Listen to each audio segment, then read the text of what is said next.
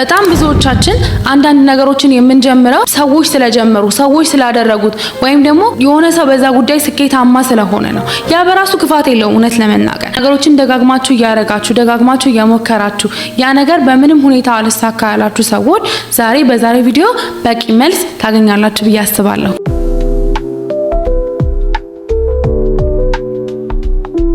ሰላም እንደናችሁ እንኳን ወደ ሳምራ ዩቲዩብ ቻናል በሰላም መጣችሁ። ለቻናል አዲስ የሆናችሁ ሰዎች የሳምራ ዩቲዩብ ቻናል ይባላል። ስለ ሰልፍ ዲቨሎፕመንት፣ ሰልፍ ላቭ፣ ሰልፍ ኮንፊደንስ እንዲሁም ስለ አንዳንድ ጉዳዮች የምናወራበት የዩቲዩብ ቻናላችን ነው።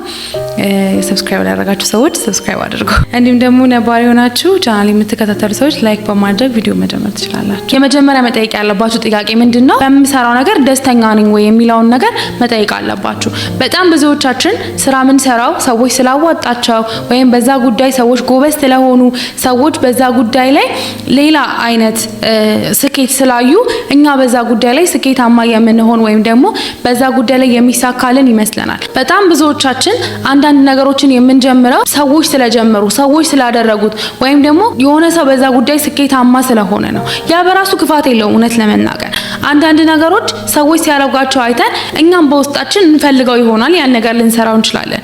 ግን በተቃራኒው ሰው ያንን ነገር የሚያደርግ ከሆነ በዛ ነገር ስኬታማ ከሆነ እናንተ ውስጥ ምንም ለዛ ነገር ፍላጎት ከሌለ ምንም አይነት እናንተ ስትሰሩት በዛ ጉዳይ ደስተኛ ካልሆናችሁ ያንን ነገር ብትሰሩት ራሱ ውጤታማ አትሆኑ። ምክንያቱም ደስ ብሏችሁ አይደለም የምትሰሩት፣ ለዛ ስራ የሚከፈለውን ዋጋ በስነ ስርዓት መክፈል ያቅታችኋል። ለምሳሌ እኔ በሌላ በጣም ብዙ ስራዎችን እሰራለሁ። ስለ ሰዎች ስለጀመሯቸው የጀመርኳቸው አሉ፣ እንዲሁም ደግሞ በራሴ ስለምፈልግ የሰራኋቸው አሉ። እውነት ለመናገር ሰዎች ሳይጀምሯቸው እናንተ ኢንስፓየር ሆናችሁ የምትሰሩት ነገር ላይኖር ይችላል። ምናልባት ውስጣችሁ የተለየ ፍላጎት ከሌላችሁ በስተቀር እናንተ የምታስቡትን ነገር ሌሎች ሰዎች በተሻለ መንገድ ሰርተውት ሊሆን ይችላል። ለምሳሌ ይሄ ፖድካስት የተለየ አርጎ ሌላ ሰው ሊያቀርበው ይችላል፣ ወይም ሰርቶት ሊሆን ይችላል። ከሌላ ሰው የማየው የምቀስመው ነገር ሊኖር ይችላል። ግን ሙሉ ለሙሉ የሆነን ሰው አይታችሁ ተነስታችሁ እኔ ይሄን ነገር ማድረግ አለብኝ የሚለው ነገር እውነት ያንን ነገር እስከመጨረሻው የሚያስከፍለውን ዋጋ ያ ስራ የሚጠይቀውን ነገር ታደርጋላችሁ ወይ የሚለው ጥያቄ በጣም ወሳኝነት አለው። እሱም ብቻ ሳይሆን የሰዎችን አስተያየት አይታችሁ ይሄ ነገር እኮ ጥሩ ነው፣ ይሄ ነገር እኮ አሪፍ ነው፣ ይሄ ነገር እኮ ውጤታማ ያደርጋል ሲባል ለዛ የሚከፈለው ዋጋ ወይም ደግሞ ለዛ የሚደረገውን ነገር ሳታደርጉ እናንተ ውጤት ትጠብቃላችሁ ማለት ነው። ያ በራሱ የራሱ የሆነ ጉዳት አለው። እናንተ በዛ ጉዳይ ላይ ፍላጎት ሲኖራችሁ እናንተ በዛ ጉዳይ ላይ ውስጣችሁ ፍላጎት ሲኖረው ያንን ነገር ለማድረግ ምንም አይነት የሰው ግፊት አትፈልጉ። ከዛ ደግሞ ለዛ ስራ የሚከፈለውን ዋጋ መክፈል ትችላላችሁ። ምክንያቱም እናንተ ፈልጋችሁት ነው የጀመራችሁት እና ለምን የሚለውንም ጥያቄ መልሳችኋል ማለት ለምንድን ነው ይሄን ነገር የምጀምረው ከሌላ ስለጀመረ ነው። ስለዚህ መፍትሄው ምንድነው? ለዚህ ጉዳይ ሰዎችን ብላችሁ ከጀመራችሁ ወይም ደግሞ በባለፈው አመት እቅድ ብላችሁ ያዛችሁት ነገር ሰዎች በዚህ ጉዳይ ላይ ስሩ ይሄ ነገር ቆንጆ ነው ምናምን ስላሏችሁ ሳይሆን በእውነት እናንተ ለዛ ጉዳይ ዋጋ ለመክፈል ተዘጋጅታችኋል ወይ? ለምሳሌ የዩቲዩብ ቻናል እንዲኖራችሁ የምትፈልጉ ብዙ ሰዎች እንዳላችሁ አስተውላለሁ። ግን ያንን ዩቲዩብ ቻናል ከፍታችሁ ለዛ ዩቲዩብ ቻናል መከፈል ያለበትን ዋጋ እውነት ትከፍላላችሁ ወይ? ለዛ ዋጋ ለዛ ዩቲዩብ ቻናል መደረግ ያለበትን ነገር ታደርጋላችሁ ወይ? ይሄ ነገር ምንድነው? ባይ ኮንሲስተንት ሆናችሁ ያ ነገር የሚያስከፍለውን ዋጋ በሙሉ የመክፈል ፍላጎት አላችሁ ወይ? ያ የመጀመሪያው ጥያቄ ነው። ትላንትና ያልተሳካችላችሁ ነገር ምናልባት እየሰለቻችሁ እያስጠላችሁ ሰዎች ስላሏችሁ ብቻ ወይም ደግሞ ነገሩን ማድረግ ስላላችሁ ብቻ የምታረጉ ከሆነ በነገሩ ላይ ስኬታማ አትሆኑ። ቲክቶከሮችን ስናይ በጣም ብዙዎቻችን ደስ ይለናል አይደል? በጣም በብዙ ሺህ ሰዎች ሲከተሏቸው ማስታወቂያዎች እንደቀልድ በብዙ ሺህ ብር ሲሰሩ ምናምን እናያቸዋለን። አንዳንዶቹ እንዳጋጣሚ በእድል ወይም ደግሞ አንድ ፖስት ያደረጉ ቪዲዮ ቫይራል ወጥቶላቸው እንችላለን። አንዳንዶቹ ደግሞ ምናልባት እናንተ ሳታውቋቸው በፊት ከ4 አመት ከ5 አመት በፊት በጣም ወጥረው እዛ ነገር ላይ ሲሰሩ የሆነ ቀን ቫይራል ከሆነ ወዲህ ነው እናንተ ያወቃችኋቸው። ስለዚህ አንተ ደግሞ አንድ ቪዲዮ ፖስት አድርጋችሁ ነገ የምትሰለቹ ከሆነ ቲክቶከር መሆን ፈልጋችሁ አንድ ቪዲዮ ፖስት ካደረጋችሁ በኋላ ነገ የሚያስጠላችሁ ከሆነ እውነት ያ ነገር ላይ ውጤታማ መሆን አትችሉም ማለት ነው። አንድ ትናንትና እቅዳችሁ ላይ ያስቀመጣችሁ ትናንትና እቅድ ብላችሁ ያስቀመጣችሁት ነገር ላይ ምንድነው ሳረግ የነበረው? ይሄ ነገር እውነት ፈልጌው ነው ወይ? ይሄ ነገር ሰዎች ቆንጆ ነው ወይ ስላሉኝ ወይም ጥሩ ነው ወይ ስላሉኝ ነው ወይ የጀመርኩት የሚለውን ጥያቄ ራሳችሁ መጠየቅ አለባችሁ። በእውነት ፈልገዋለሁ ወይ? በእውነት ለዚህ ስራ የሚከፈለውን ዋጋ ከፍላለሁ ወይ? በእውነት ይሄ ስራ የሚያስከፍለውን ዋጋ ለመክፈል ዝግጁ ነኝ ወይ የሚለውን ጥያቄ በደንብ ራሳችሁ መጠየቅ ያለባችሁ ይመስለኛል።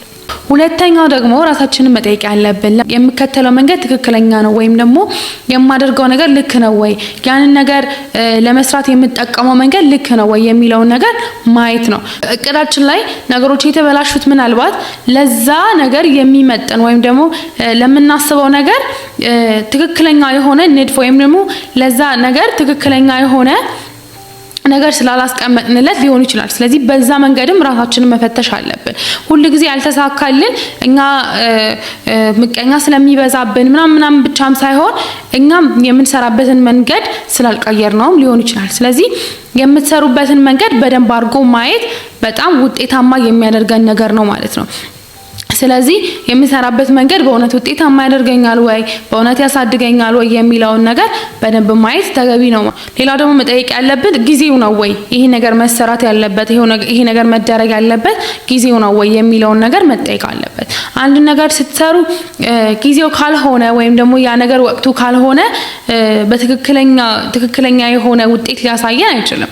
ስለዚህ የምንሰራው ያቀድነው ነገር ጊዜው ነው ወይ? መሰራት ያለበት ነገር አሁን እሱ ነው ወይ መሰራት ያለበት? ቅድሚያ ለሱ ነው ወይ መስጠት ያለብኝ? ፕራዮሪቲ ለሱ ነው ወይ መስጠት ያለብኝ የሚለውን ነገር በደንብ ማወቅ ያስፈልጋል።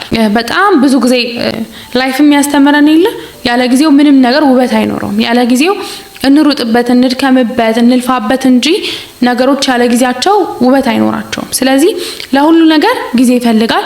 ለሁሉ ነገር የራሱ የሆነ ታይም ይፈልጋል። ምናልባት ያልተሳካልን ትንሽ መግፋት ወይም ደግሞ ትንሽ መሄድ ይኖርብን ይሆናል። በዛ ጉዳይ ላይ ትንሽ ማወቅ፣ ትንሽ መብሰል ይኖርብን ይሆናልና ለሁሉ ነገር ታይም ይፈልጋል። ለሁሉ ነገር ጊዜ አለው።